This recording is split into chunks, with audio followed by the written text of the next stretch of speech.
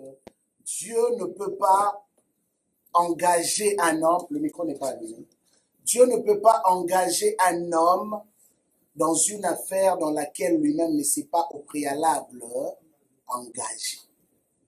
Donc, quand il engage un homme dans un domaine donné, ça veut dire que la garantie que nous avons, c'est que Dieu s'est déjà engagé. Quand il a dit à Gédéon, va abattre l'autel de Baal dans la maison de ton père, ça veut dire qu'il avait déjà précédé. Quand il te dit, va à tel combat, ça veut dire qu'il t'avait déjà précédé. Quand il dit à Moïse, va auprès de Pharaon pour libérer mon peuple, en Égypte pour libérer mon peuple, Dieu était déjà engagé dans ce combat-là. Donc Moïse n'avait même plus besoin de forcer parce que Dieu était là. Et la preuve, quand nous lisons cette écriture, nous voyons combien le miracle était devenu facile pour Moïse. Il n'avait plus besoin de forcer.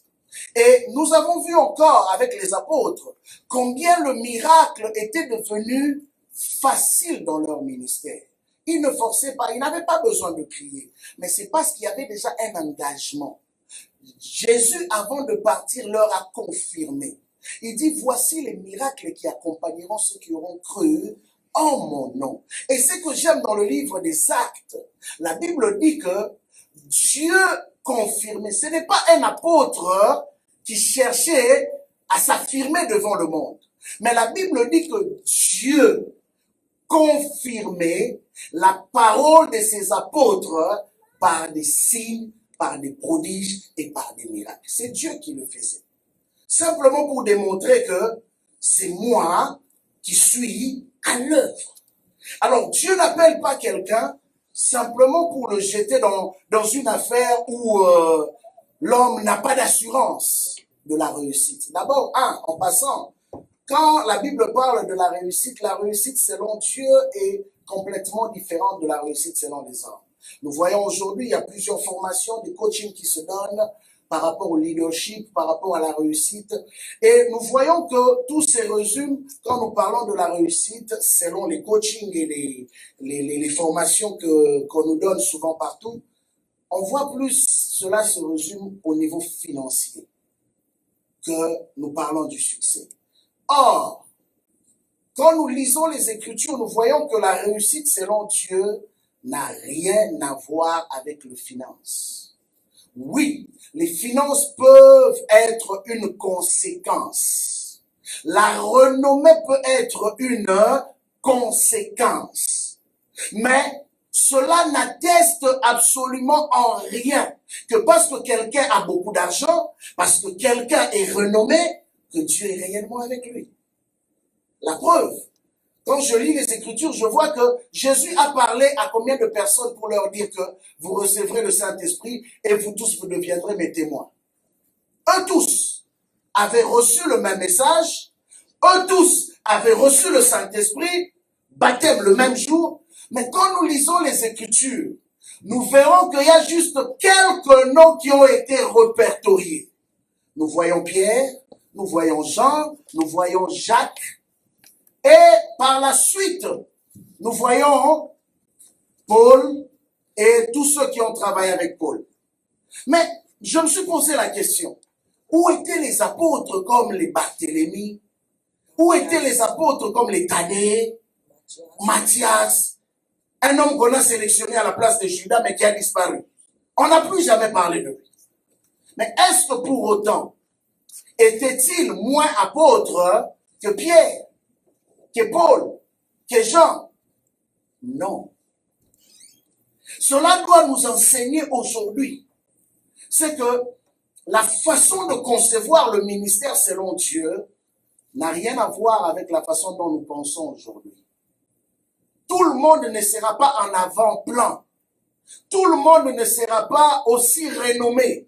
Tout le monde n'aura pas un aussi grand ministère. Oui, certes, nous sommes tous appelés à apporter du fruit. Et la Bible dit plusieurs fruits. C'est ça la volonté de Dieu. Mais quand nous parlons de plusieurs fruits, c'est selon aussi la grâce, la portion de la grâce que Dieu a donnée à chacun. La preuve, c'est que Paul a travaillé plus que ceux qui ont marché avec Jésus.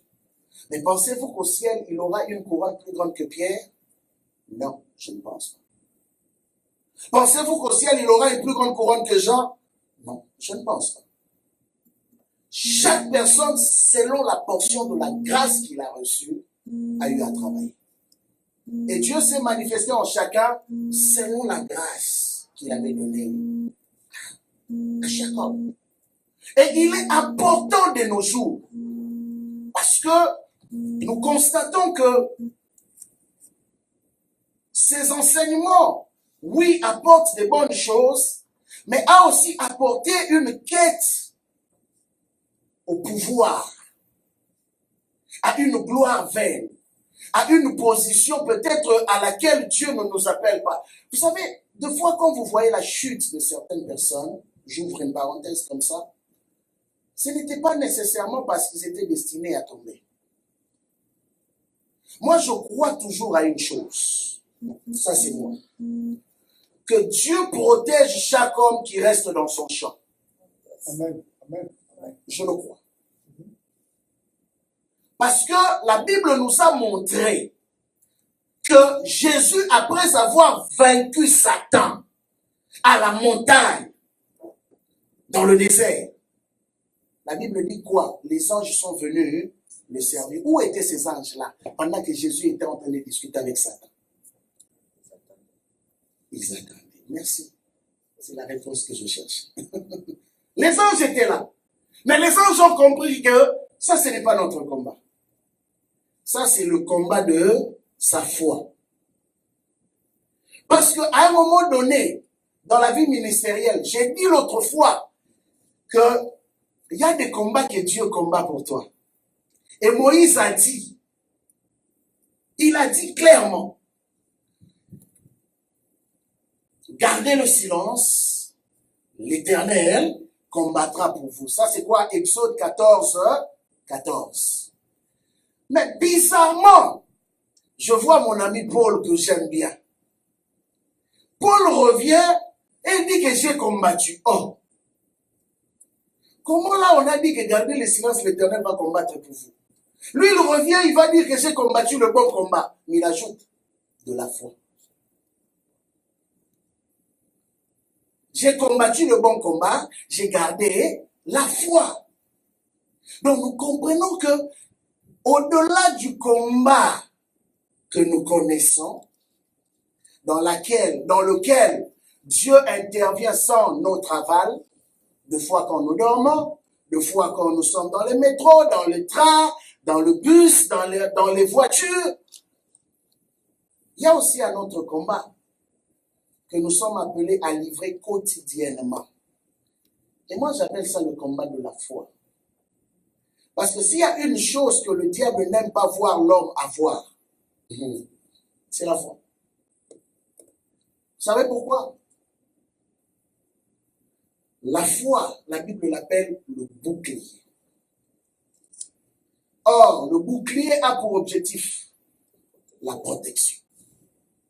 Donc, une chose qui peut te protéger contre toute attaque de l'ennemi, c'est la foi. Lorsque la foi n'y est plus, les démons peuvent danser comme ils veulent. Ils entreront dans la maison, ils feront ravage. Mais comprenez aussi que la foi est proportionnelle à la révélation que chacun a de Christ. Romains, Paul répond à cette grande question. C'est pourquoi vous comprendrez que chaque homme de Dieu a sa dimension de foi. Chaque servante de Dieu a sa dimension de foi, selon la révélation qu'il a de Christ. C'est pourquoi un homme comme Paul pouvait dire, j'aime bien cette déclaration dans le livre de Corinthiens, il dit, j'ai cru, c'est pourquoi j'ai parlé. Il a cru en quoi? À la révélation qu'il avait reçue sur la route de Damas, quand Jésus, personnellement, est venu le rencontrer. Donc, il savait qu'il ne parlait pas des choses qu'on lui avait racontées. C'est pourquoi il était fier. Il dit que l'évangile que je vous prêche, personne ne me l'a enseigné. Personne. Et c'est la seule personne dans les Écritures, dans le Nouveau Testament, qui dit, ça, ce n'est pas le Seigneur, mais c'est moi. Vous voyez la dimension. Jamais Pierre n'a tenu ce langage. Jamais Moïse n'a tenu ce langage. Mais la seule personne qui a introduit ce qu'il pensait, sa façon de voir les choses, c'était Paul. Il dit, ça, ce n'est pas le Seigneur, mais ça, c'est moi qui vous parle. Selon la révélation que j'ai de Christ. Et dans Romains chapitre 10, verset 17, j'aime bien comment il explique le domaine de la foi. Il dit ainsi, la foi vient de ce qu'on entend. Et ce qu'on entend, dans ma version bien sûr, vient de la parole du Christ. J'aime bien comment Paul fait la nuance entre Dieu, la parole de Dieu, et la parole du Christ. Donc Christ a une parole.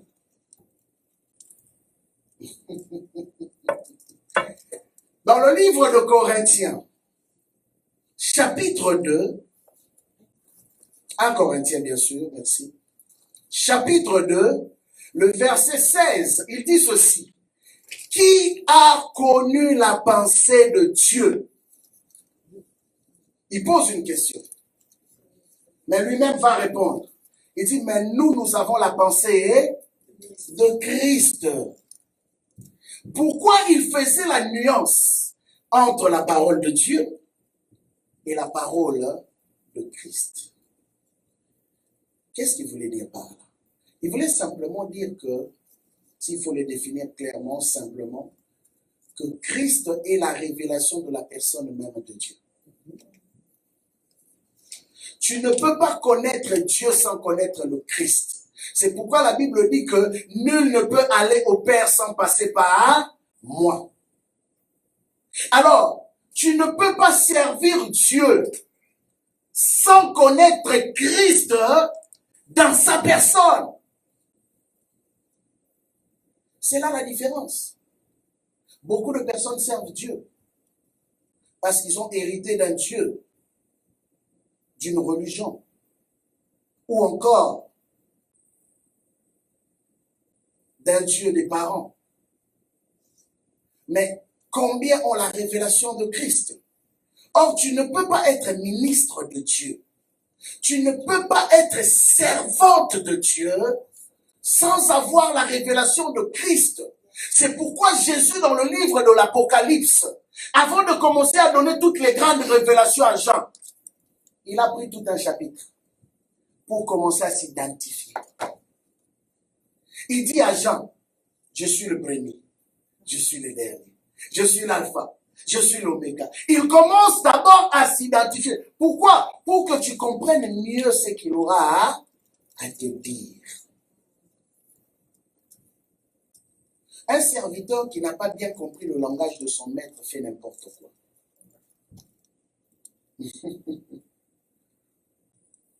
Un bon serviteur, c'est celui qui a compris clairement le langage du maître. Et la Bible dit que le secret de la foi, c'est quand nous avons la révélation de la parole du Christ. C'est là le fondement même de la foi. Alors ce soir, nous allons parler des fondements du ministère.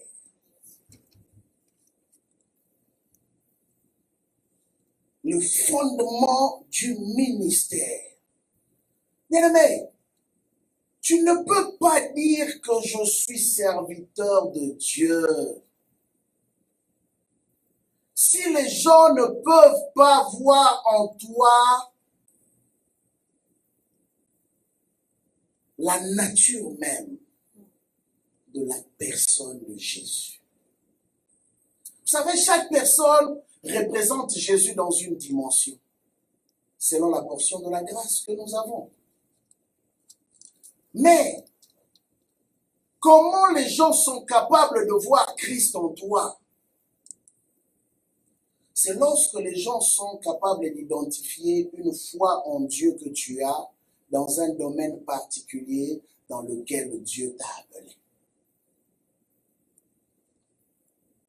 Les gens ne voient pas Christ, les gens ne voient pas Dieu. Mais ils peuvent voir Dieu à travers toi, par rapport à la foi que tu as dans le domaine dans lequel il t'a appelé. C'est-à-dire quoi? C'est-à-dire que quand Dieu t'appelle dans un domaine, tout le monde peut douter, tout le monde peut ne pas avoir la foi. Mais toi, tu dois être le porteur de la foi dans le domaine dans lequel Dieu t'a appelé. Voilà pourquoi je comprends clairement encore John Wesley. Pendant que tout le monde commençait à l'abandonner, pendant que tout le monde commençait à l'accuser, parce que les gens n'arrivaient pas à comprendre la dimension d'opération qu'il avait avec le Seigneur. Alors pour répondre et faire taire ses détracteurs, il a simplement dit, moi seul avec Dieu, je représente la majorité. Il n'avait pas besoin de l'approbation des hommes. D'abord, il faut comprendre que tu ne peux pas être ministre de Dieu quand tu vis aux dépens du peuple. Quand tu fais les choses pour qu'on t'acclame. La foi n'attend pas les acclamations. La foi pose les actions. La foi n'attend pas qu'on puisse t'approuver. La foi donne une direction. C'est ça un ministre. On doit voir en toi l'identité de Dieu à travers ta foi. Et vous savez, les démons ont regardé les 7 fils de Séva. L'une des choses pourquoi ils leur ont dit qu'on ne vous connaît pas. Parce que dans leur identité spirituelle, on ne retrouvait pas la sémence de la foi. Ils n'avaient pas la révélation de Christ. Donc, ils ont parlé de Jésus que Paul prêchait. Ok? Mais eux-mêmes n'avaient pas la révélation de ce Jésus-là. Donc, c'était comme des cloches qui faisaient du bruit dans lesquelles il n'y avait rien. Tu peux être un bon prédicateur éloquent, mais sans avoir la révélation de Christ. Tu peux être un bon chanteur avec une très belle voix, sans avoir la révélation de Christ. Il y a un homme qui a fait une expérience, je voudrais quand même ouvrir cette parenthèse. Il va dans une église, il dit la musique était waouh, rien à dire. Je dis bien rien à dire. Très bonne musique avec un style merveilleux. Mais lui, là où il était, il ne sentait rien. Tout le monde dansait. Comme d'habitude, quand on dit levez-vous danser, tout le monde danse. Mais qui est capable de cerner ou de discerner la présence de Dieu dans une louange? La Bible nous montre que quand David a péché, en faisant le recensement, David est allé vers Dieu. Le prophète est venu lui parler par rapport au sacrifice qu'il devait faire. Mais qu'est-ce qui s'est passé d'abord? La Bible dit que Dieu a ouvert les yeux de David.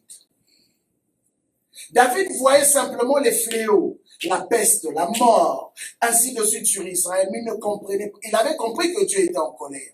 Mais en voulant maintenant chercher à discerner qu'est-ce qui est en train de se passer, la Bible dit que Dieu lui ouvrit les yeux.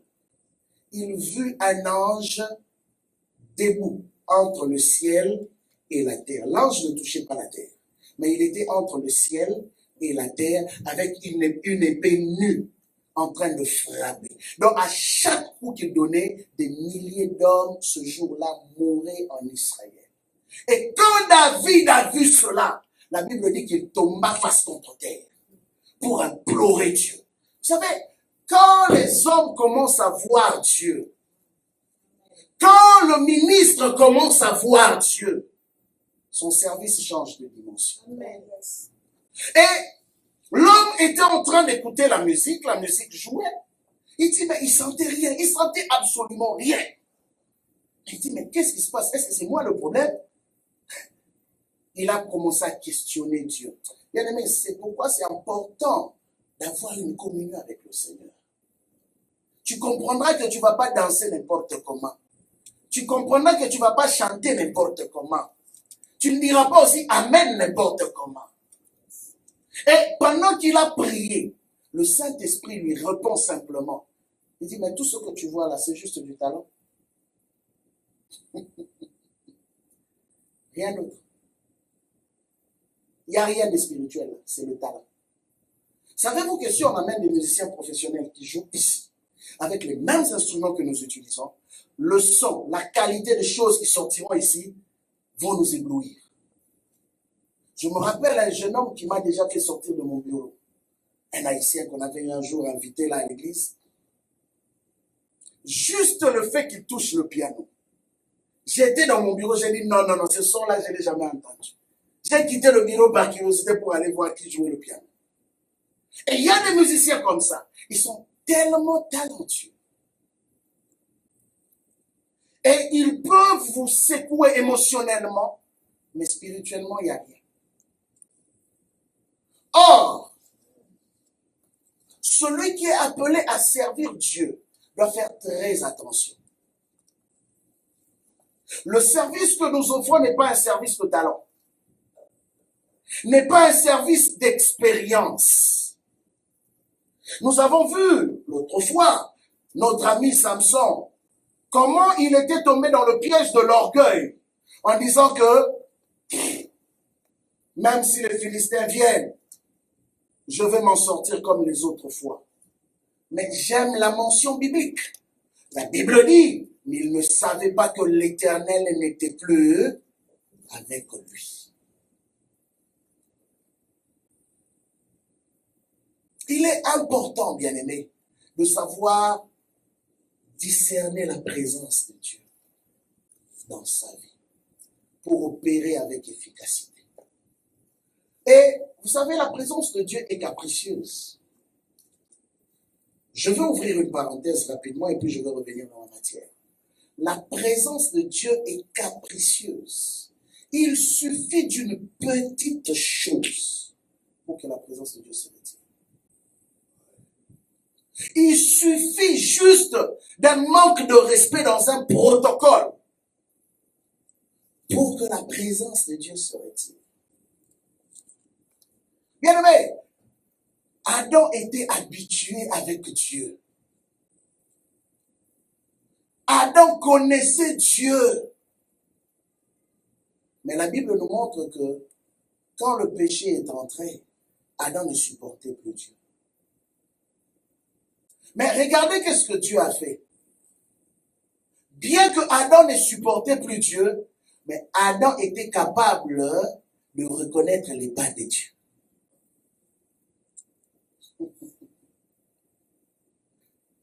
Il ne supportait plus la présence de Dieu, mais quand Dieu marchait, il était capable de reconnaître les pas de Dieu. Bien aimé, vous remarquerez souvent quand il nous arrive le temps de faire des services, par exemple de puissance, on prend souvent le temps soit d'emmener les gens dans de forts moments de prière, dans des prières intenses ou encore dans une adoration profonde avant que on commence à faire soit des déclarations ou avant de commencer à prier. Certaines personnes ne comprennent pas pourquoi on le fait. Mais la raison pourquoi on le fait, c'est parce que celui qui fait le service, avant de s'assurer de faire le service au nom de Dieu, doit aussi s'assurer que Dieu est présent. Dieu a toujours été présent. Mais il y a ce que nous appelons les manifestations de Dieu au milieu des humains. Et ça n'arrive pas toujours. Il faut être capable de toucher la sensibilité de Dieu pour ramener Dieu au milieu des hommes, pour qu'il puisse se révéler. Et c'est très important que celui qui est appelé à exercer marche par la foi. Car la seule chose d'abord qui attire la présence de Dieu au milieu des hommes, c'est la foi. Là où il n'y a pas la foi, Dieu n'est pas présent. Tout ce que vous faites n'est que du bruit. Dieu est présent là où il y a les hommes de foi. Vous savez, il y a quelque chose que Dieu ne supporte pas.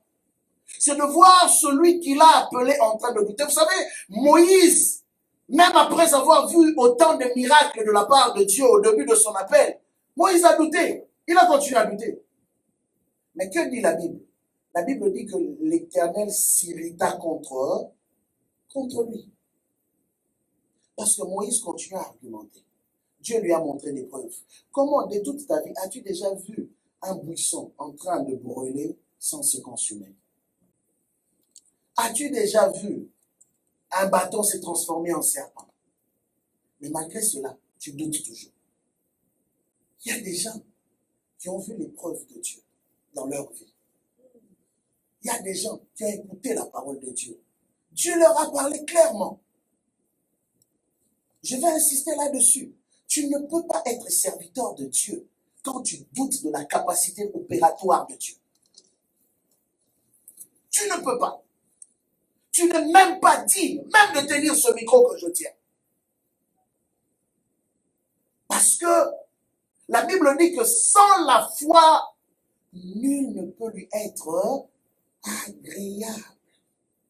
Comment peux-tu servir un aussi grand Dieu, un aussi puissant Dieu, et douter de sa capacité opérationnelle?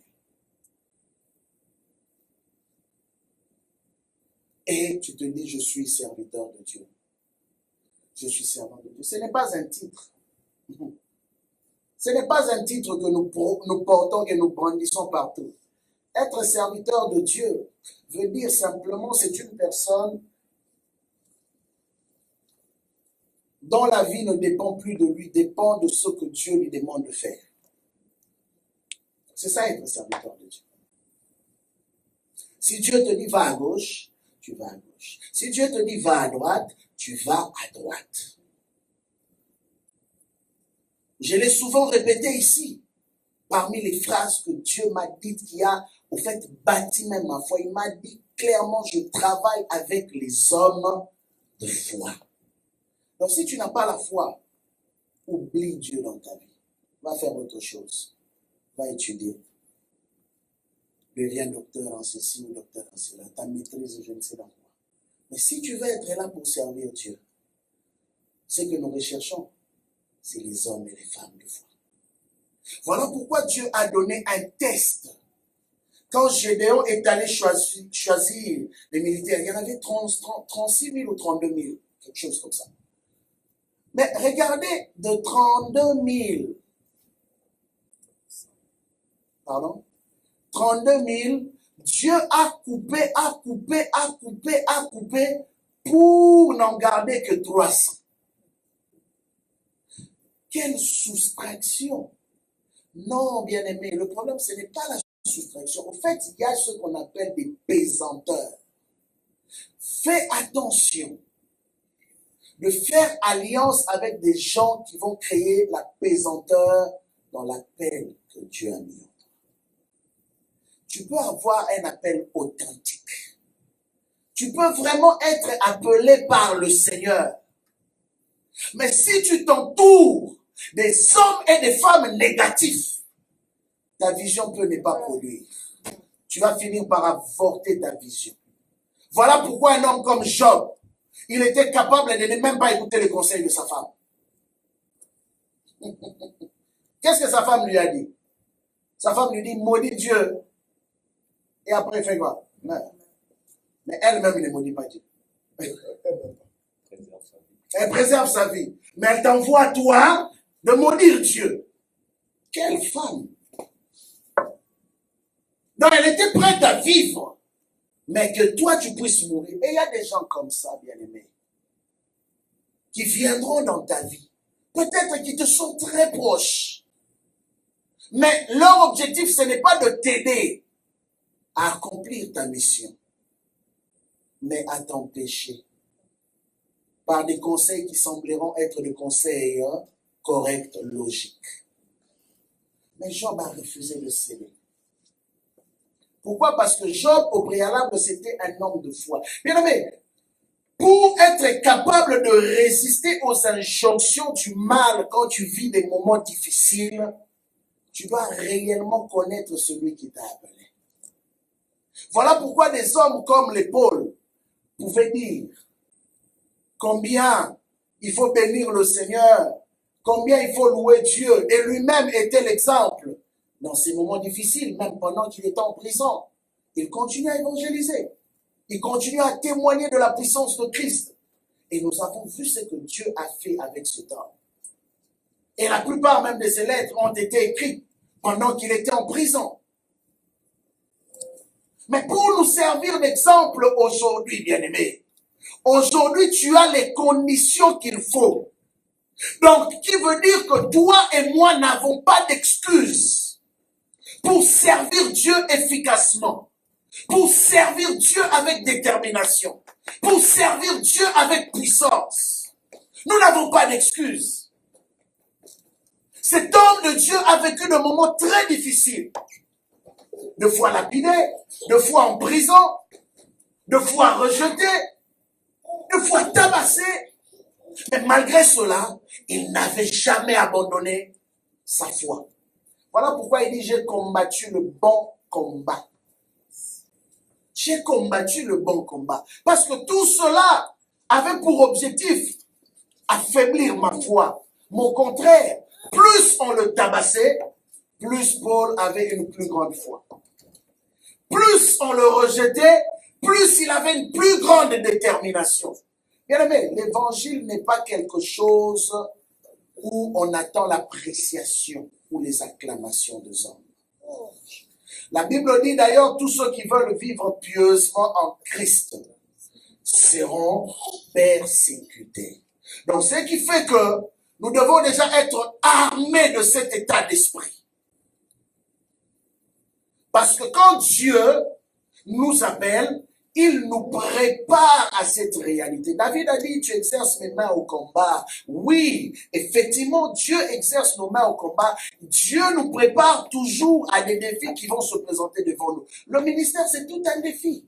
Parce que le ministère va changer ton style de vie. Le ministère va changer ton rythme. Le ministère va changer tes habitudes, va changer tes fréquentations. C'est ça que le ministère fait. Le ministère va t'emmener à aimer ce que tu n'aimes pas. Ah, Jésus dit à Pierre,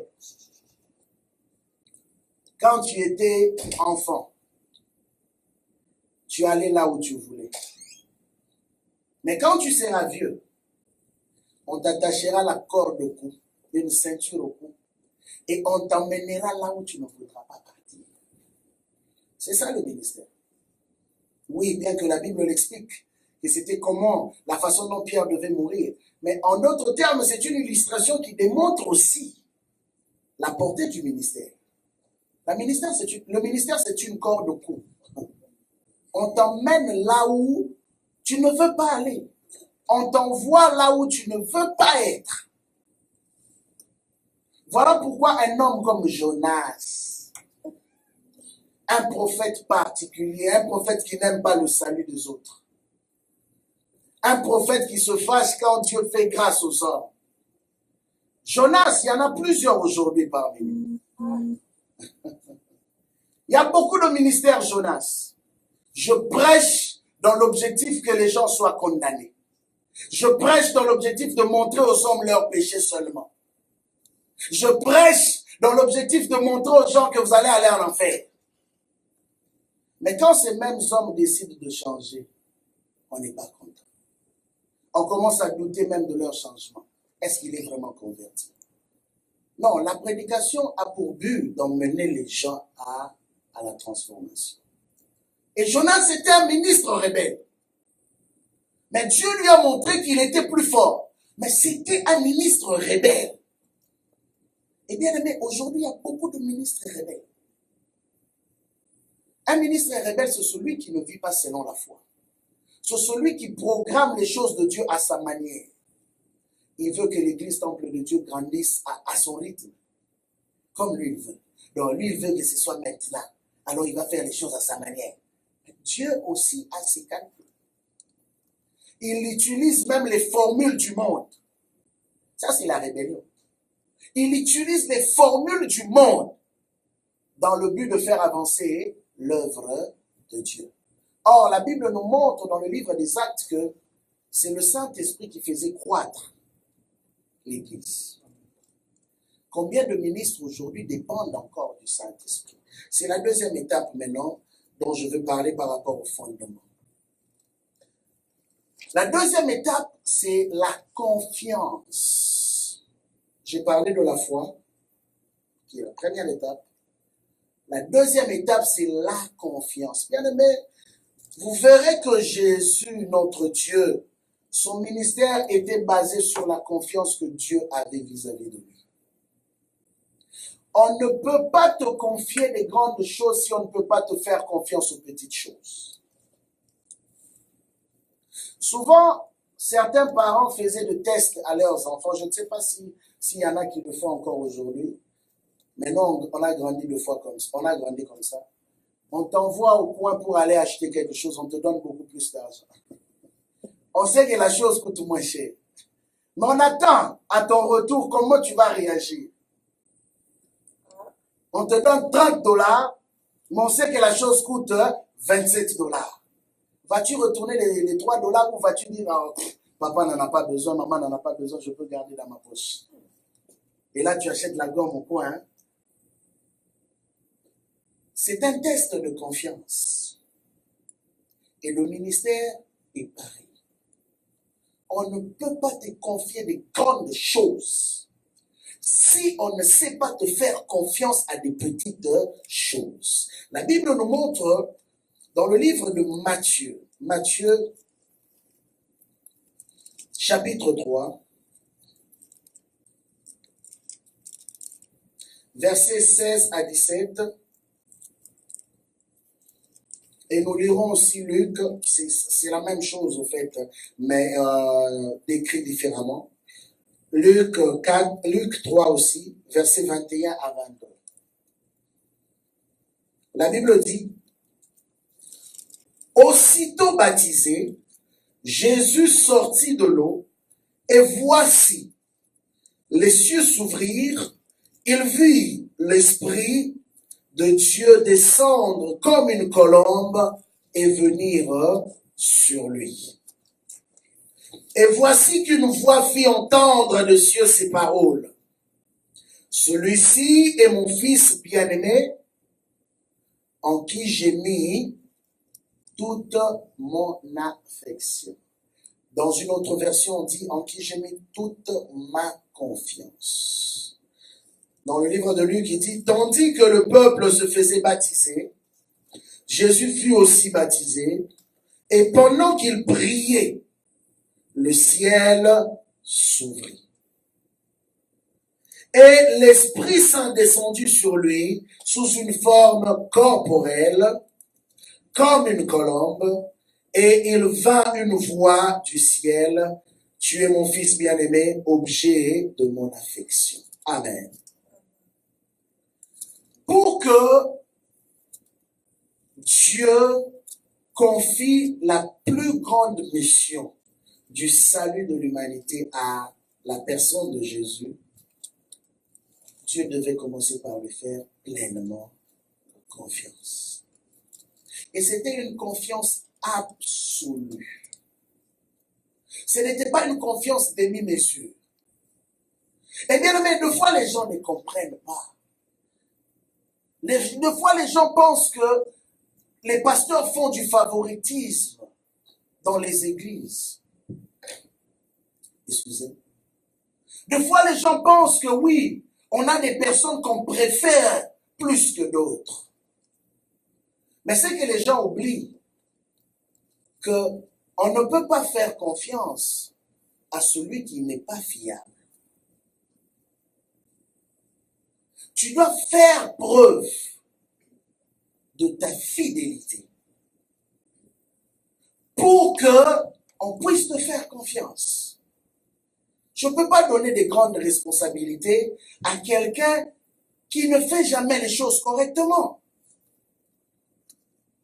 Quand on te confie quelque chose, fais-le et fais-le d'une manière correcte.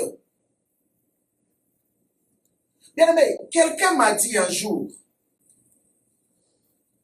il y a très longtemps, je n'oublierai jamais ce conseil.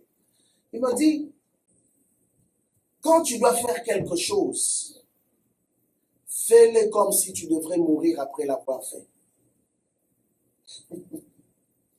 Je ne sais pas si on s'est compris. Quand tu dois faire quelque chose, fais-le dans l'esprit de te dire que c'est la dernière chose que je dois faire et je dois bien la faire parce qu'après l'avoir fait, je n'existe plus. C'est-à-dire quoi? Tu viens avec un défi d'excellence, de donner le meilleur de toi pour qu'après l'avoir fait, les gens parlent d'une manière positive. Souvent, qu'est-ce qui se passe? Nous voyons les mondains prendre au sérieux leurs responsabilités. Nous voyons les mondains respecter leurs devoirs, respecter leurs deadlines. Mais qu'est-ce qui se passe souvent avec nous, serviteurs ou servantes de Dieu? Nous pensons que nous avons tous les temps à notre portée. Or, Paul dit, rachetez le temps, car les jours sont mauvais. Rachetez le temps. Veut dire travailler d'arrache-pied. Donnez le meilleur de vous-même. Bien aimé, l'excellence ne vient pas simplement parce qu'on a déclaré qu'on veut l'excellence ou parce qu'on est entré en retraite, en prière. Non, il y a une différence entre prier et travailler. Il y a un temps où on prie et il y a un temps où on travaille. Certaines personnes font la fuite. Refusant de travailler, ils pensent qu'ils vont simplement prier et les anges vont descendre faire les choses à leur place. Ça ne marche pas comme ça. Regardez bien la Bible. Vous comprendrez que même la façon dont on organisait la maison de Dieu. Lisez l'histoire d'Esdras, lisez l'histoire de Néhémie, lisez l'histoire de David. Comment il organisait même ses armées, comment il organisait les Lévites dans la maison du Seigneur, les chantres, comment il organisait les choses. Moïse, comment Dieu lui avait recommandé d'organiser les choses. Tout était structuré. Il n'y avait pas de désordre dans la maison de Dieu. Et vous savez une chose que Dieu déteste. J'ai dit au début, parmi les choses, Dieu est tellement sensible qu'il y a des choses qui font fuir sa présence. Quand un protocole n'est pas respecté dans la présence de Dieu, quand les choses ne sont pas faites d'une manière adéquate, bien aimé, vous chassez Dieu. Tout ce qui vous reste, c'est la transpiration. Ah oui. Tout ce qui vous reste, c'est la transpiration. On va crier, on va danser, on va dire les alléluia, les amens ici. Mais Dieu n'est pas là. Dieu n'est pas là. Il était déjà parti. Est-ce que le protocole est respecté? Est-ce que les choses sont faites d'une manière à craindre la grandeur de Dieu? Dieu fait confiance. Pourquoi Dieu a parlé? Regardez le parcours de Jésus, bien qu'on n'a pas beaucoup parlé de lui, entre quand il est né à 12 ans et puis à 30 ans. Mais nous voyons qu'il avait une façon de faire les choses. Il était discipliné. Quand il donnait sa parole, il respectait sa parole. Bien aimé, beaucoup de personnes ont fermé leur ciel parce qu'ils ne savent pas comment respecter même leur propre parole. Comment un ministre ou une servante, une ministre de Dieu peut être quelqu'un à qui on ne peut même pas se fier? Quelqu'un qu'on ne sait même pas faire confiance à ses paroles. Il y a un problème. Si notre Dieu ne jure que par sa parole, des fois nous négligeons ces aspects-là. Si Dieu ne jure que par sa parole, combien nous jurons-nous aussi par notre parole? Si Élie, un homme comme toi et moi, Jacques le dit, hein, un homme de même nature. Mais cet homme jurait par sa parole. Il a dit, sinon à ma parole. Il était sûr que ce qu'il disait, c'est ce qu'il faisait. Un ministre doit être quelqu'un de confiance, de par les engagements, de par sa parole.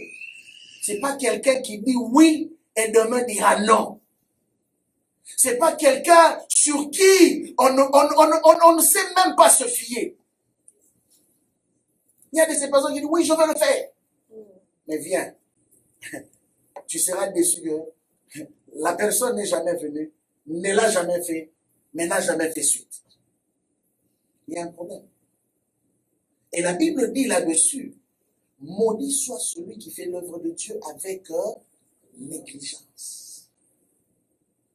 Bien-aimé, il est mieux pour toi de ne jamais t'engager dans une chose que de t'engager pour ne pas le faire. J'aurais mieux voulu ne pas être pasteur pour ne pas être contraint de faire tout ce que je fais. Mais comme j'ai accepté l'appel de Dieu, heureusement pour moi, je ne dirais pas malheureusement, heureusement pour moi, comme j'ai accepté cet appel, je suis contraint. Paul dit quoi? Cette charge de prêcher l'évangile, ce n'est pas un choix. Cela m'a été imposé. Donc, il y a des choses que ce n'est pas question de tes désirs, de tes sentiments. Non, Dieu te les impose. Et tu n'as pas le choix que d'obéir. Tu n'as pas le choix. Vous savez, Dieu, on l'appelle le chef des armées. Comprenez d'abord pourquoi tu es serviteur et servante de Dieu. C'est parce que dans la vision de Dieu, tu es considéré comme un militaire. Et un militaire, ce n'est pas quelqu'un qui décide qu'est-ce qu'il veut faire, quand il veut le faire et où il veut le faire. Un militaire, on lui impose. Quand on te dit que tu vas aller en Afghanistan, même quand tu as des enfants, même quand tu es marié, si le pays décide que tu vas aller en Afghanistan, oh, là où vous êtes descendu, on vient de bombarder. Ce n'est pas le problème de celui qui a pris la décision. La décision est déjà tombée, vous obéissez tout simplement. On a vu des jeunes de 19 ans, à peine gradués, qu'on a envoyés en Irak. Donc c'est comme des hommes sans volonté. Ils dépendent des ordres des supérieurs. C'est ça un serviteur. L'autre fois, on a parlé du principe de l'esclave. Paul a dit, je suis esclave. Quand tu entres dans ce domaine, tu deviens esclave. Et Dieu ne peut te faire confiance que lorsque il te voit être capable de te soumettre à lui sans te poser des questions. Sans dire que oui, je vais d'abord aller enterrer mon père. Écoutez, j'ai eu l'une de mes belles sœurs qui était militaire. Aujourd'hui, bon, c'est vrai que l'armée l'a déjà relâchée. Elle était militaire aux États-Unis. Et quand son père est mort, elle a demandé la permission au gouvernement, disons, c'était ses supérieurs aux États-Unis, pour qu'on la relâche, qu'elle aille enterrer au moins son père. L'armée lui a dit non. Le pays est en guerre. Donc tu ne peux pas bouger. Elle a pleuré amèrement. Elle s'est fâchée. Elle était déçue. Comment c'est mon père? Ils ne sont pas revenus sur leur décision. Elle n'a jamais vu la tombe de son père. Et c'est ça l'armée. Et comprenez que quand tu entres dans ce domaine, ce n'est pas un domaine où tu attends quand tout se fasse selon tes émotions. Soit tu es ministre de Dieu, soit tu ne l'es pas. Ézéchiel, Dieu lui dit, ta femme va mourir. Ah, ça m'a choqué. Ta femme va mourir, Ézéchiel. Qui? Ma femme. Mais Ézéchiel, ne porte pas des habits de deuil. Ne pleure pas. Va, prophétise sur ce peuple. Ah, regarde. N'est-ce pas qu'aujourd'hui, on dirait que ce pasteur-là, c'est lui qui a fait passer de l'autre côté sa femme. Il va tuer ça. Il l'a touché. Vous comprenez? Mais c'est dans la Bible. Hein? Dieu lui dit, ta femme va mourir. Je veux la prendre. Je veux la reprendre. Mais toi, ne fais pas de deuil. Parfume-toi. Fais comme d'habitude. Va, continue à prophétiser. Waouh. Quel courage. Quel courage. Quel courage. C'est ça le ministère bien-aimé. Et si tu arrives à ce point-là, c'est là que Dieu te fera pleinement confiance. Es-tu capable d'accepter l'impossible? Es-tu capable?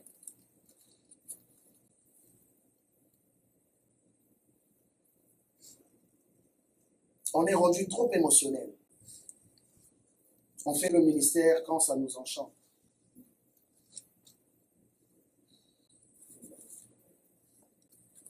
Troisième de choses, je vais parler de la loyauté.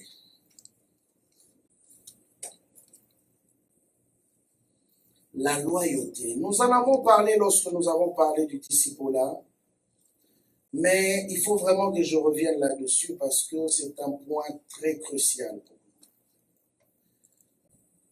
La loyauté, la loyauté.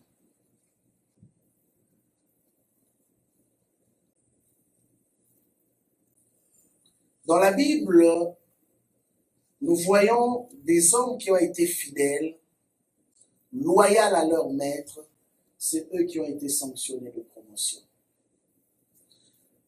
Élisée était un simple berger. Un simple berger. Mais il avait un cœur fidèle à son travail. Dieu dit à Élie,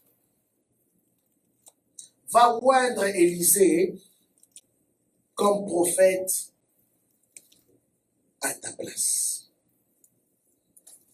Et vous savez ce qui est magnifique dans cette histoire? Vous lirez jusqu'à la fin, vous remarquerez que nulle part Élie a oint Élisée. Nulle part.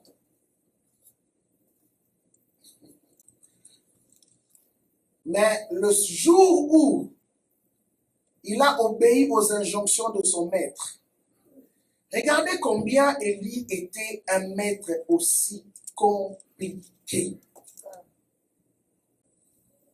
Un maître aussi, je peux dire, qui semblait ne pas être reconnaissant de tous les sacrifices qu'Élisée faisait. Élisée a tout laissé pour le suivre. Mais regardez comment il traitait Élisée. Comme un moins que rien. Aujourd'hui, on dirait que c'est de l'orgueil. Mais non, c'était le test de fidélité. Le test de loyauté. Et nous avons vu que même quand les hommes commençaient à dire à Élisée, ton maître va partir aujourd'hui, laisse-le, viens, faisons autre chose. Élisée a refusé d'écouter la voix des autres personnes. Bien aimé, je dirais que dans le ministère, l'un des plus grands tests que tout homme est appelé à subir, à passer à travers, c'est le test de la loyauté. On ne saura jamais que tu es loyal quand tout va bien. On saura que tu es loyal le jour où ça brûle. On saura que tu es loyal le jour où rien ne va. Et regardez, Élisée demande à son maître quelque chose de facile. Donne-moi juste la double portion. Il pouvait prendre l'onction, l'huile d'onction, il déverse sur sa tête, un peu c'est tout. Peut-être 2 bouteilles, double portion. Mais lui, il dit, je vais te donner un test. Mais regardez, deux fois nous lisons cette histoire, mais on n'est pas allé plus loin. La Bible dit que ce qui est venu enlever Élie, c'était quoi? Des chars de feu. Lui, il devait garder le regard sur ces chars de feu. Maintenant, imaginez-vous la gloire dans laquelle ces chars de feu se sont manifestés. Déjà, nous voyons que la plupart du temps, les hommes ne supportent pas de voir l'éclat de la gloire de Dieu. Et on ajoute à cela des feux. Même eux-mêmes, les anges, ils cachent leur regard devant la gloire de Dieu. Mais lui donne comme test, si tu es capable de regarder ces chars de feu, jusqu'à ce que je vais disparaître. Je ne sais pas combien de temps ça a pris pour que Élie disparaisse. Comprenez-vous? Mais il devait avoir le regard fixé. Et je crois que, connaissant Élie, il doit avoir attendu longtemps qu'il monte avant de jeter le manteau. Je suis sûr. Parce qu'il était bizarre, cet homme. Il était bizarre, Élie. Mais c'était un test qui devait forger le caractère de celui qui devait le succéder. Voilà pourquoi même Jésus a donné un test à ses disciples. Il leur a dit, celui qui veut me suivre doit manger ma chair et boire mon sang. Ah oui, c'est facile quand on fait des miracles. C'est facile quand tout va bien, les foules viennent. C'est facile. Mais quand maintenant il s'agit de temps où les vrais tests doivent venir, seras-tu encore là? Pierre était entre les deux. Je pars, je reste. Je pars, je reste. Et Jésus voyait comment il se battait. Jésus lui pose la question, Père, toi si tu veux m'abandonner. Pierre regarde et dit, je me souviens que on a vécu tant de miracles avec toi. Si je t'abandonne, ce privilège de voir ces choses que je vois avec toi, je ne le verrai plus. Alors il dit, à qui irions-nous? Car c'est toi qui as les paroles de la vie. Quand tu arrives au point de te dire que ton attachement ne dépend ni des circonstances ni des temps, alors c'est que tu deviens un homme loyal.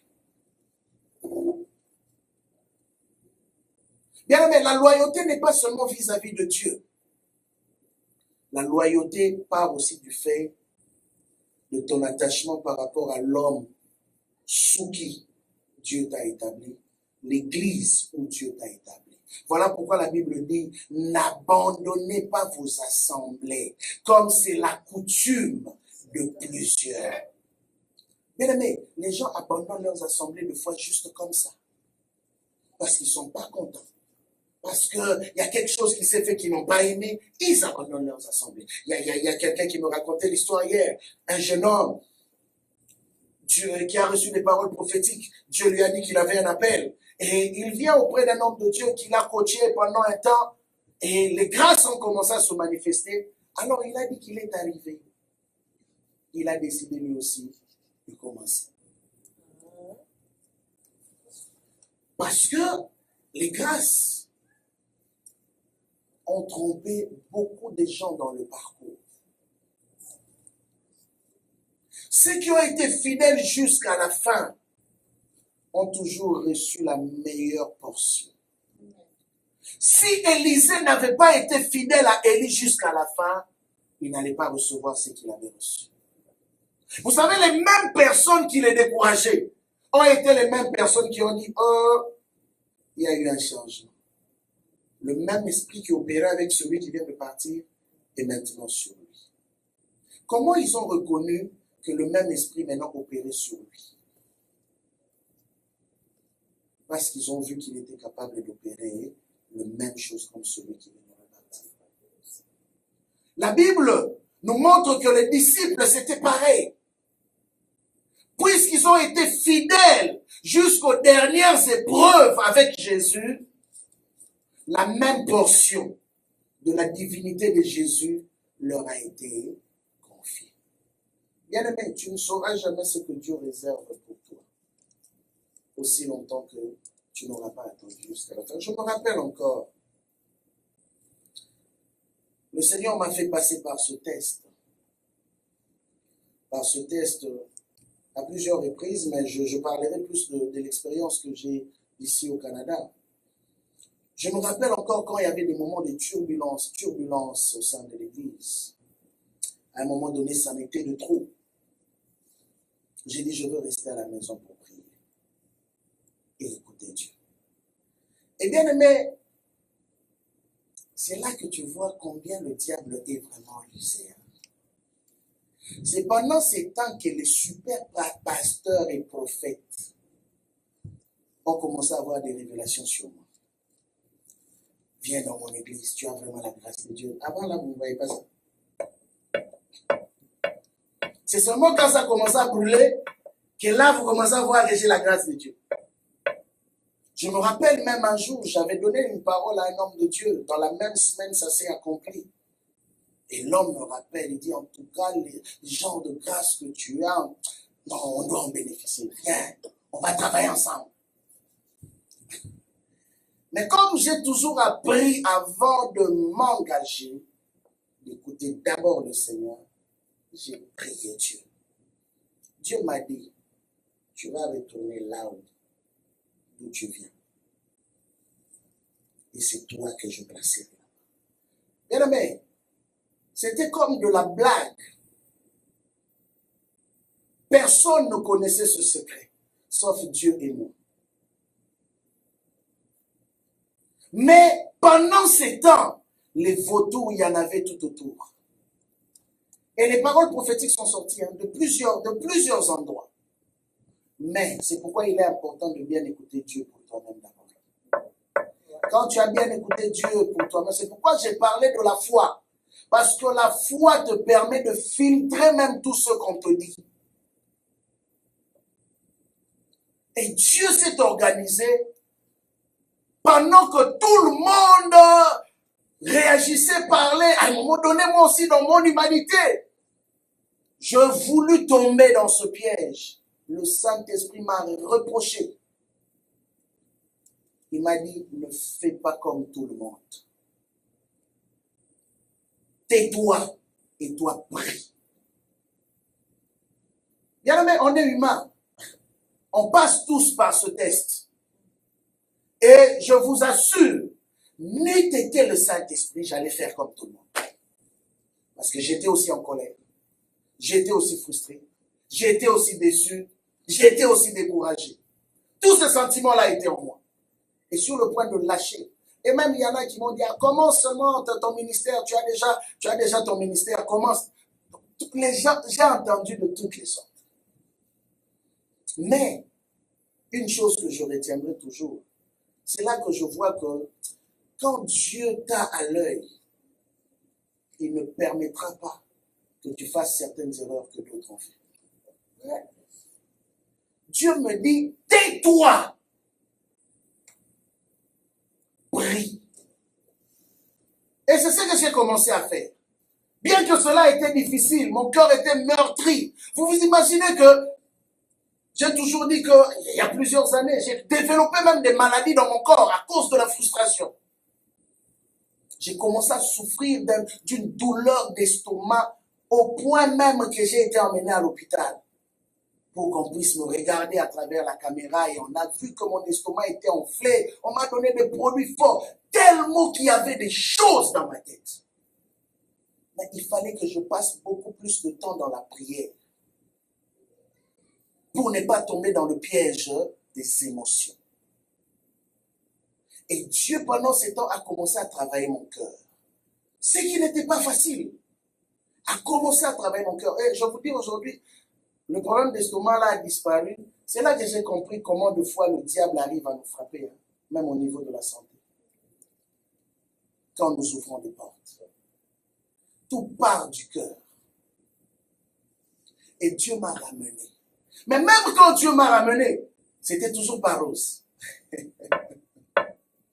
Il y a eu encore d'autres choses qui n'étaient pas correctes. Mais Dieu m'a dit, sois patient. Et vous vous imaginez qu'un jour, quelqu'un vient Il vient me trouver, me dit, j'ai eu une vision sur toi. Et dans cette vision, je voyais que tu conduisais une brouette. Je n'oublierai jamais cette vision. Et tu étais en train de transporter des choses, mais les choses étaient lourdes. Alors son interprétation, il me dit, Dieu te dit que le travail que tu fais là, tu dois laisser parce que ce n'est pas à toi. Il t'a appelé à faire une autre œuvre. Or, comprenez maintenant, cet homme qui parle sur moi comme ça, c'est un homme qui était réputé que c'est le genre d'homme, des prophéties qui ne ratent pas. Quelque part, c'est venu me chercher. J'ai dit, Seigneur, cet homme a une réputation d'avoir toujours des prophéties correctes. Mais quand je regarde ce qu'il m'a dit, par rapport à ce que toi-même tu m'as dit dans le secret, ça ne cadre pas. Je fais quoi? Et je me rappelle encore, une fois la soeur Noémie me fait asseoir. Il m'a dit, mais pasteur, comment tu as fait pour accepter de diriger une église cancéreuse comme ça? Elle a bien pesé ces mots. Cancéreuse. Bien aimé, je suis allé, j'ai dit, Seigneur, mais finalement, j'ai fait une erreur. Pourquoi? Et c'est là que le Saint-Esprit a commencé à dealer avec mon cœur. C'est là que le Seigneur a commencé à me rassurer. Et je vous assure, bien aimé, je vous épargne des détails. Il y a des choses que Dieu m'avait dit dans le secret, que j'ai commencé à voir se dérouler comme ça, de soi-même, sans pour autant forcer. Et aujourd'hui, une par une, est en train de s'accomplir. Maintenant, imaginez-vous que pendant ces temps-là de crise, d'obscurité, si j'avais décidé de suivre ces soi-disant prophéties, si j'avais décidé de laisser mon cœur m'emporter, aujourd'hui, où est-ce qu'on allait être? Vous allez échouer le test. C'est pourquoi je dis, Dieu protège toujours quelqu'un qui reste dans la zone dans laquelle il l'a placé. Quand Adam est sorti de cette zone, il n'avait plus la protection. Et chaque homme aujourd'hui, qui que tu sois, super prophète, oh super archibishop, si tu sors de la zone, de la limite que Dieu a placée dans ta vie, tu sors de la protection divine. Et automatiquement, le diable aura avantage. La seule chose qui a fait tomber Adam et Ève dans le jardin, c'était quoi? Dieu avait déjà parlé. Et c'est le même exercice que le diable utilise aujourd'hui. Dieu a déjà parlé, mais Satan vient encore parler, en utilisant les mêmes paroles de Dieu, mais déformées. Qu'est-ce qu'il a fait pour Jésus? Dieu avait déjà parlé. Celui-ci est mon fils bien-aimé. Jésus a commencé son ministère comme ça. Dieu a confirmé son ministère devant tout le monde. Et Dieu a dit, tu es mon fils. N'est-ce pas? Mais Satan pose la question, si tu es réellement fils de Dieu. Il remet en question ce que Dieu avait déjà dit. Et cela a fait en sorte que, quand Jésus l'a vaincu, Satan est parti. Et les anges sont venus le servir. Alors, je veux parler de la confiance encore dans une autre dimension. C'est-à-dire, quand on te confie un travail, bien aimé, n'abuse jamais de la confiance des gens.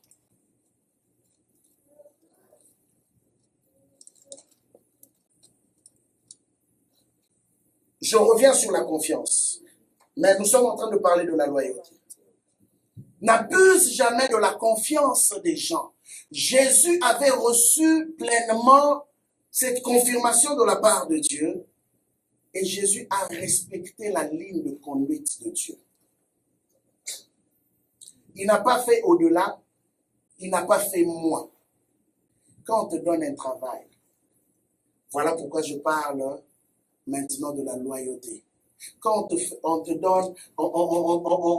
te confie quelque chose ou que tu es sous l'autorité de quelqu'un, bien aimé, que tes paroles soient conformes à ton cœur.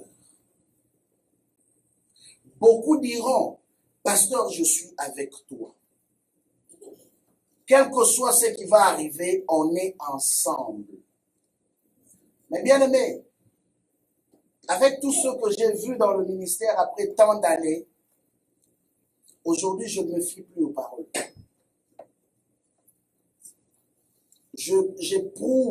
J'éprouve la fidélité, la loyauté d'un homme à travers des tests pour savoir si réellement cette personne était attachée avec nous, à nous, ou ne l'était pas. C'est comme ça que Jésus a éprouvé le cœur de ses apôtres par des tests. Les tests viendront. Il y en a eu, il y en aura encore. Mais cela va démontrer le niveau de ton attachement. C'est pourquoi la Bible dit, garde ton cœur plus que tout. Garde ton cœur. Satan était un bon serviteur de Dieu, bien-aimé.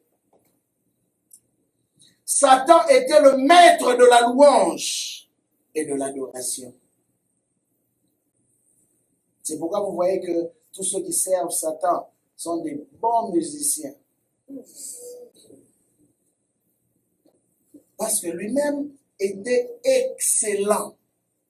Le seul ange ou archange ou chérubin qui est sorti avec un instrument de musique lorsque Dieu l'a créé, bourré de pierres précieuses, le plus beau de tous les anges, Lucifer. Mais il a vu que, pourquoi on doit toujours le louer lui? Mais moi je suis le plus beau, après lui c'est moi quand même. Mais je peux monter mon propre royaume. Je peux aussi créer mon propre empire. Tout part de là. Quand le cœur commence à envier la place de l'autre, quand on commence à vouloir avoir une position de l'autre, et c'est comme ça que beaucoup de gens sont tombés dans le piège du diable. Le diable a mis dans leur cœur, mais tu prêches aussi, mais Dieu t'utilise aussi.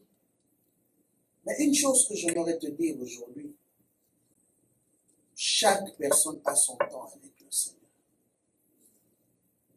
Des fois c'est difficile, des fois le cœur nous pousse à sauter, à dire, mais je peux aussi le faire. Mais il faut laisser le temps.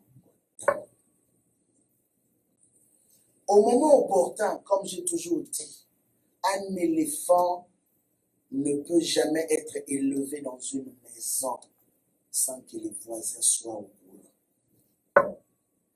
À cause de sa grosseur, il va tellement grandir que les voisins verront qu'il y a un éléphant. Ce n'est pas un chien, c'est un éléphant.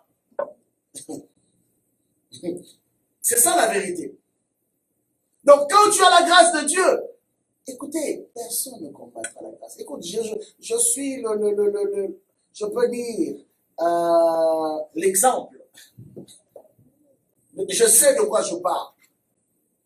Je suis arrivé à des endroits où personne ne me connaissait. Personne. Où j'ai trouvé des gens qui exerçaient avant moi.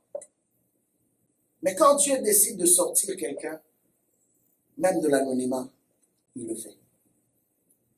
Il le fait. Il suffira juste d'une prédication.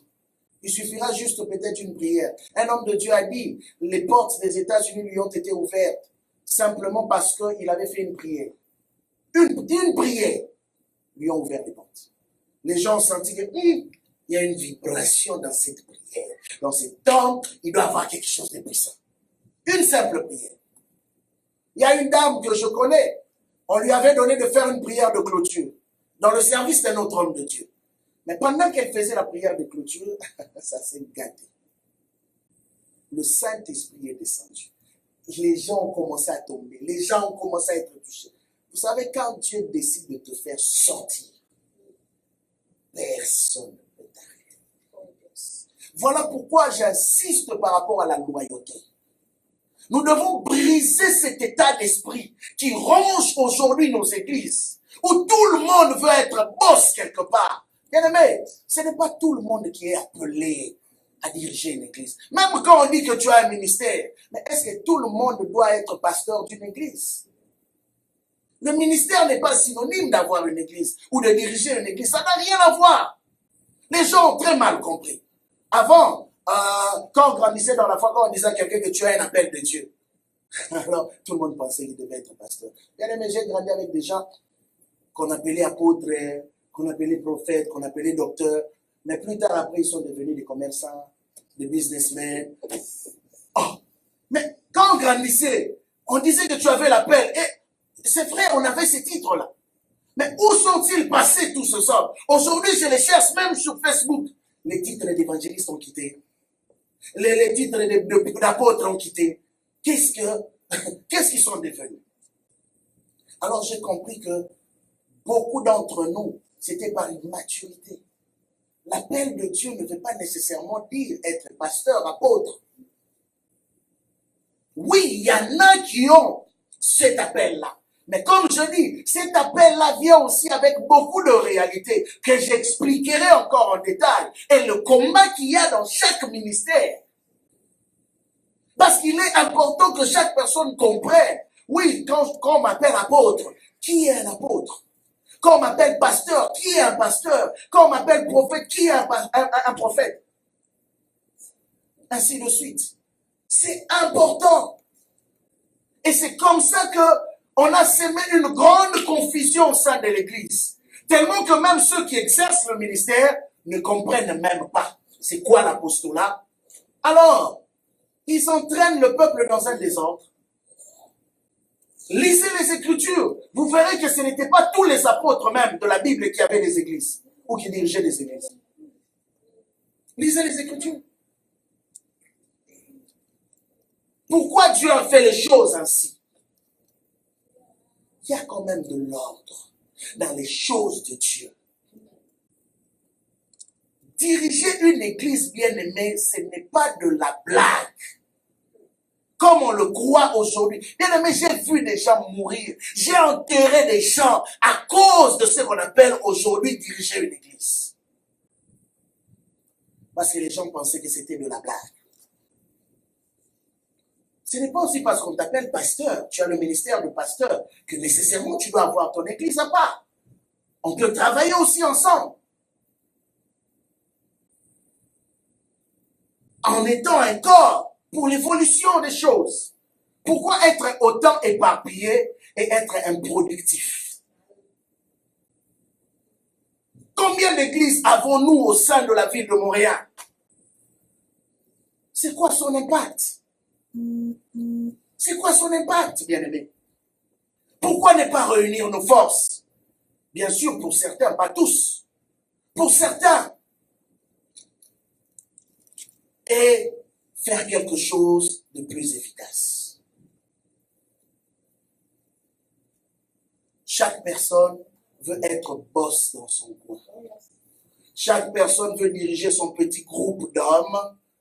Chaque personne veut se sentir à l'aise dans son fief. Et souvent, ce qui se passe, c'est quoi? C'est que quand je commence mon affaire, je ne veux plus être redevable à qui que ce soit. Que je ne rende plus de compte à qui que ce soit. Je fais mes affaires seul. Donc, mon boss, c'est Dieu. Bien aimé, vous savez, si des structures comme les églises catholiques, les églises protestantes ont perduré de génération en génération, c'est parce qu'ils suivent une ligne de conduite. Les assemblées de Dieu, ils ont une ligne de conduite. Ils ne vivent pas dans le désordre. Tu sors d'une église qui fait partie des assemblées de Dieu, même si c'est eux qui t'envoient pour aller bâtir, même si c'est un appel authentique de Dieu, tu resteras toujours attaché à l'église. Nous, le problème aujourd'hui, c'est quoi? Dès que j'ai mon appel à moi, comme Dieu parle à tout le monde aujourd'hui, alors dès qu'on sort, plus de contact avec l'église, je ne veux plus rien avoir à faire avec vous, je fais mes choses à ma manière, je ne peux être sanctionné par personne, même quand je me conduis mal, c'est moi le boss.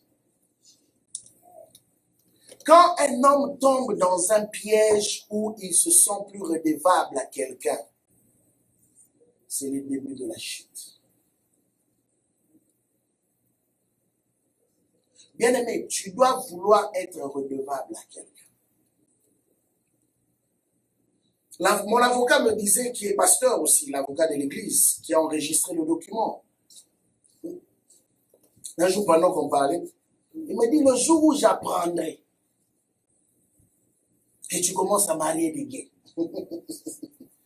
que tu commences à faire des choses pas correctes, on te révoque. Et je bénis Dieu pour ça. Au moins, dans ma tête, je sais que je suis redevable à un groupement d'hommes qui ont l'œil sur moi. Mais quand toi, tu commences à vouloir faire les choses par toi-même, c'est que ça veut dire qu'il y a quelque chose que tu veux cacher. Parce qu'un homme qui n'a rien à cacher se sent à l'aise de travailler ensemble avec ses frères.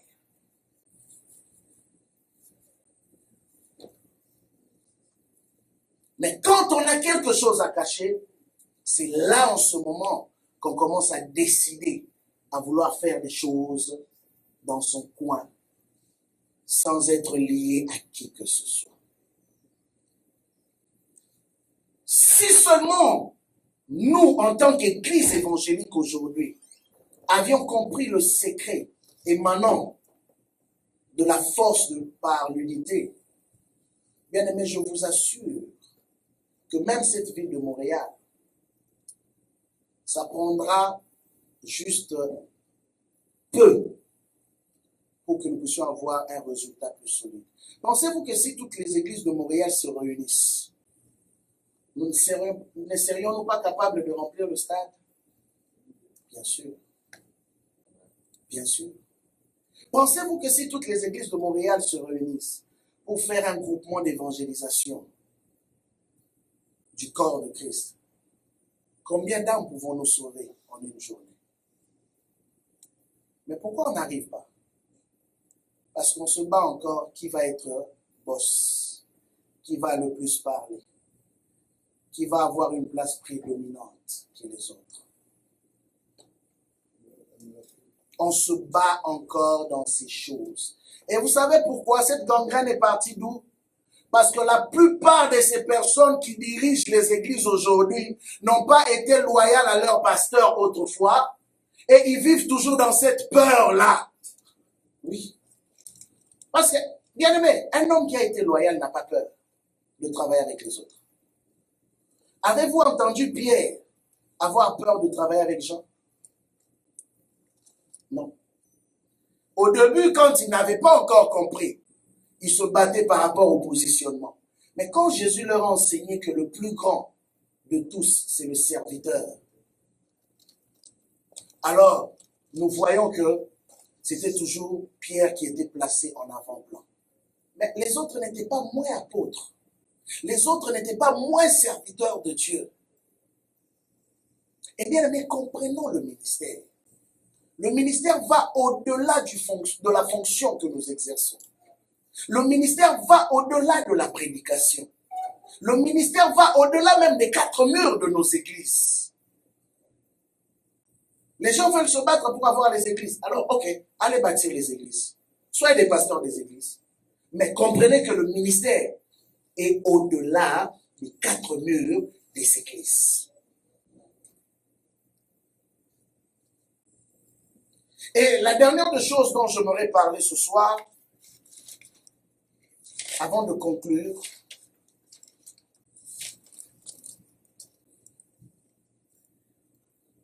ça c'est un conseil que vous retrouverez souvent, que vous entendrez souvent les hommes donner par rapport au ministère. J'ai dit au début, le ministère est un privilège énorme. Parce que ce n'est pas à n'importe qui que Dieu confie la responsabilité de travailler pour lui. Mais en même temps, le ministère est une lourde tâche, lourde responsabilité. Voilà les 3 choses à éviter. Les 3 choses à éviter sur le chemin du ministère.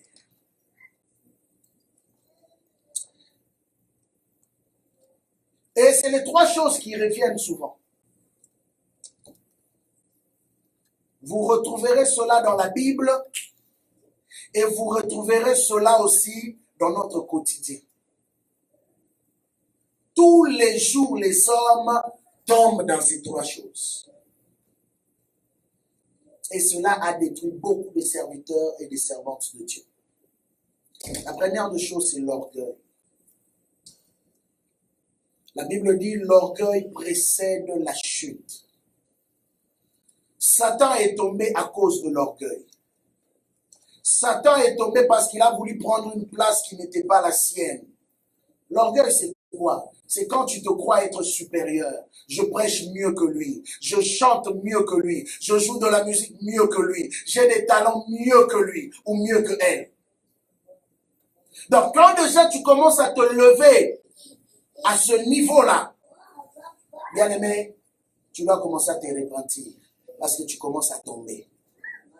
Ce n'est pas parce que tu as plus de membres dans ton église que spirituellement tu es plus grand. Vous serez étonné de voir que Élisée a fait plus grand que Élie. Mais à la montagne des transfigurations, on n'a jamais parlé d'Élisée. Élisée avait la double portion de l'onction d'Élie. Mais à la montagne de la transfiguration, on n'a jamais connu la personne d'Élisée. Josué était toujours là. Mais il a fait entrer dans la terre promise. Mais à la montagne de la transfiguration, on ne connaît pas.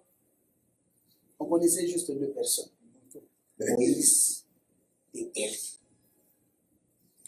Et les deux personnes représentent tout l'Ancien Testament. Les deux personnes. L'un représente la loi, l'autre représente les prophètes. Bien aimé, il y a des choses que tu ne peux pas usurper. Il y a des choses que tu ne peux pas prendre. C'est Dieu qui les donne. Et il faut comprendre que même dans les choses de Dieu, il y a des niveaux. Oui, j'ai dit autrefois, il y a pasteur, mais il y a pasteur et pasteur. Il y a prophète et prophète. Il y a apôtre et apôtre. Évangéliste et évangéliste. C'est pas tout le monde qui va réunir 1 million de personnes, comme Renard Bonke. Non. C'est pas tout le monde. Tu peux pas prier 72 heures non-stop. Mais la grâce là, où le gars là a réuni 6 millions de personnes en 3 jours, je pose la question comment il a fait ça. Mais le jour où j'écoute le témoignage, c'est là que je comprends la fidélité de Dieu, bien-aimé. Quand nous parlons de la loyauté, c'est pas de la blague. Cet homme a reçu la révélation. Dieu lui a parlé en 1980 pour lui dire que tu verras des millions de personnes dans tes croisades. Mais il a vu ça 20 ans après. 20 ans. Il a vu ça en 2000. Bon, imaginez-vous maintenant pendant 20 ans. Quelles épreuves cet homme n'a pas vécues? Quelle tentation n'a-t-il pas connue? Quel découragement n'a-t-il pas connu? Quels sont les désespoirs? Les questionnements, les remises en question qu'il n'a pas connu. J'ai la cassette chez moi à la maison où il témoigne. Il dit Dieu lui a parlé en 1980. Mais il a vu l'accomplissement de cela en 2000. 20 ans. 20 ans. 20 ans de combat. 20 ans d'endurance. 20 ans de fidélité. 20 ans de loyauté. S'il était pressé, est-ce qu'il allait voir ça? Et vous savez, un autre homme de Dieu l'a vu. Il a dit, homme de Dieu, j'aimerais que tu pries pour moi. Lui, il réunissait juste les 20 000 personnes, les 100 000. Mais quand il a vu la vidéo du Nigeria, il a dit non, tu dois prier pour moi. Il n'a pas eu honte. En pleine émission, il s'est agenouillé. Béni, je ne cache pas son nom. Béni, il s'est agenouillé. Renard Bonke a prié pour lui. Dès qu'il a prié pour lui, la même année, l'homme est allé en Inde. C'était la catastrophe. Pour la première fois qu'il voit des millions de personnes venir à ses croisades, c'est après que Renard Bonke lui a prié pour lui. Allez-y comprendre. Comment Dieu est un Dieu de principe. Il a reconnu que non, mon cher ami, tu as quelque chose que je n'ai pas. Et j'en ai besoin. Yes. C'est pourquoi des fois je dis, on se bat pour rien. On se bat pour rien. L'orgueil tue beaucoup de personnes. L'orgueil a détruit beaucoup de ministères. Peut-être tu pouvais aller plus loin. Mais, à cause de l'orgueil, tu t'arrêtes. L'orgueil, c'est une gangrène. Beaucoup de ministres sont tombés à cause de l'orgueil. Et l'orgueil ouvre la porte à toutes sortes de péchés. Moi et moi encore. C'est moi l'apôtre de la ville. C'est moi le super bishop. C'est moi le ceci, c'est moi le cela. Non, bien-aimé. C'est Dieu qui élève. J'aime les apôtres. Même quand ils produisaient, quand ils faisaient des grands miracles, quand les gens commençaient à les louer, la Bible dit qu'ils déchiraient leurs habits pour dire, hommes, frères, nous sommes comme vous. Aucun des miracles ne les a emmenés à s'élever plus haut que ces hommes. Mais ils ont compris que pour se garder dans la couverture divine, ils devaient retourner toute la gloire à Dieu. Bien aimé, nous devons prier constamment pour que Dieu préserve nos cœurs. Et je rappellerai encore ce conseil qu'un pasteur rwandais nous a donné. Il a dit un jour, il dit, le combat avec l'orgueil, c'est un combat jusqu'à la mort. Parce que tu peux être humble aujourd'hui et devenir orgueilleux demain. Tu es humble aujourd'hui parce que tu n'as pas touché 1 million. Hein? Ah oui, hein? Tu es humble aujourd'hui parce que tu n'as pas été élevé. Quand tout le monde parlera de toi, quand toutes les télévisions parleront de toi, quand Trump va te rencontrer, tu vas prier pour Trump. Facebook va souffrir. Même au fin fond de ton village, on va savoir que notre frère là avait rencontré Donald Trump. L'orgueil. Deuxième des choses, l'argent. L'argent. La Bible dit, l'amour de l'argent est la cause. On dit bien, l'amour de l'argent, pas l'argent. L'argent n'est pas un problème. On a besoin de l'argent. Mais l'amour de l'argent est la cause de tous les maux. Bien aimé, quand un serviteur, une servante de Dieu commence à aimer l'argent, trop, il ne fait plus rien pour rien, tout tourne autour de l'argent, il y a un problème.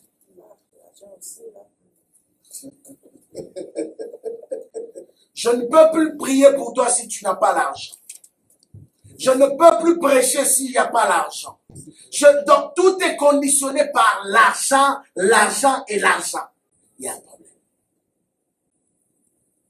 La Bible dit,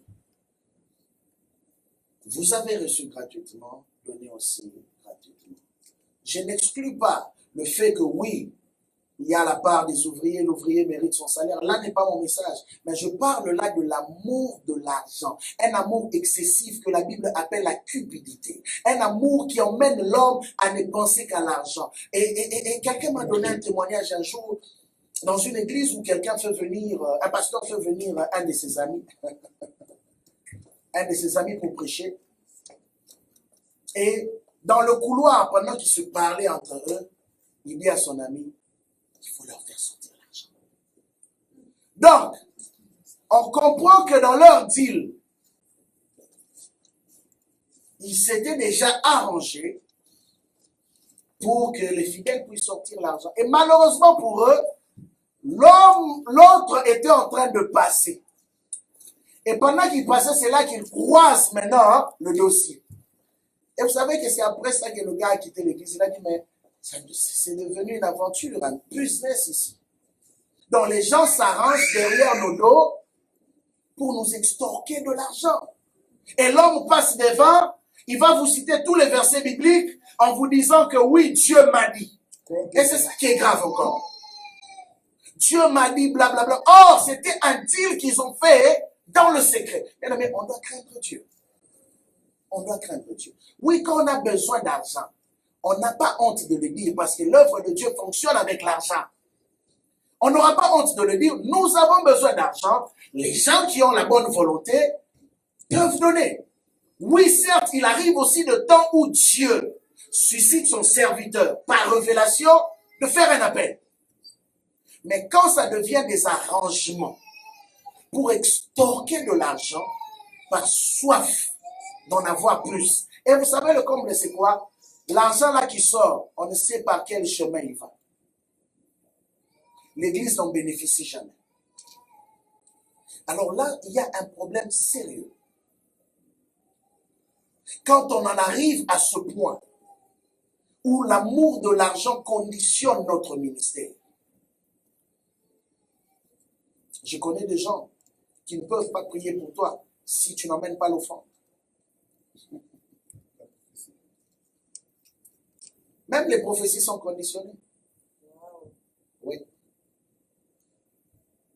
Moi, on m'a déjà escroqué. Il a payé une somme là-haut. Oui, il a payé une somme. Donc, ouais. On m'a déjà escroqué comme ça. Mais vous savez qu'est-ce qui se passe? Le gars est mort après. Il est mort après. Dieu s'est chargé de son cas. Mais il m'a escroqué au nom de Dieu. Mais je lui faisais tellement confiance. Et le gars m'a dit, je dois te dire quelque chose de très important. Vous savez, souvent, ils ont l'air très sérieux là.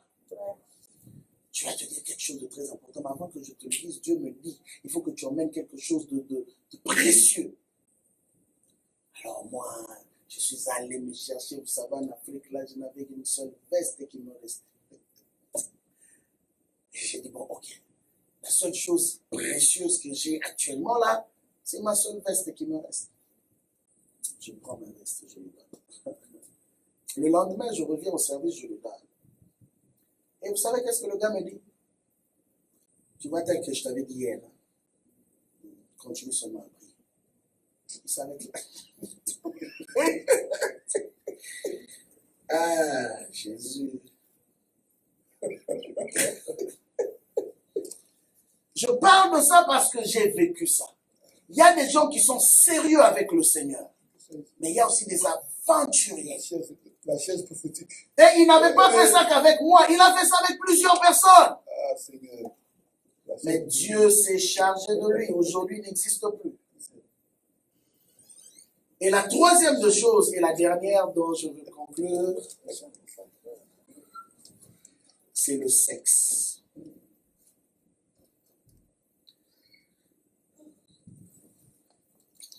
La Bible nous a montré des exemples de plusieurs personnes et Paul donne une exhortation forte à Timothée. Il dit à Timothée, fuis l'impudicité. Pourquoi, bien-aimé? Vous savez, il y a de ces péchés que les gens font qui restent extérieurs. Mais je veux vous dire une vérité. Je le dis, je parle aux serviteurs et aux servantes. J'ai vu très rare les hommes de Dieu qui sont tombés dans les pièges de l'impudicité s'en sortir. Très rare. Je ne dis pas qu'il n'y en a pas. Ok?